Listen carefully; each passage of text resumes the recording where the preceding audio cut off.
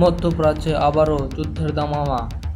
সীমান্ত চুক্তি উপেক্ষা করে লেবানন সীমান্তে ইসরায়েলি অগ্রাসনের জবাবে এবার নজিরবিহীন পাল্টা আঘাত হানল লেবাননের প্রতিরোধ যোদ্ধারা।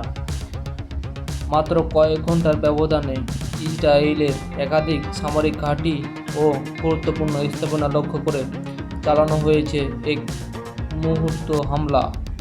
আন্তর্জাতিক গণমাধ্যমগুলোর দাবি, এই হামলার ব্যাপক ক্ষয়ক্ষতির মুখে পড়েছে তেল আবিবের সামরিক বাহিনী। বিভিন্ন আন্তর্জাতিক গণমাধ্যমের প্রতিবেদন থেকে জানা গেছে, গত 24 ঘন্টায় ইসরায়েলের উত্তরাঞ্চলীয় ফ্রন্ট এবং দখলকৃত সীমান্ত এলাকায় ইসরায়েলি সেনাদের অবস্থান লক্ষ্য করে সুনির্দিষ্ট অভিযান পরিচালনা করেছে প্রতিরোধ যোদ্ধারা।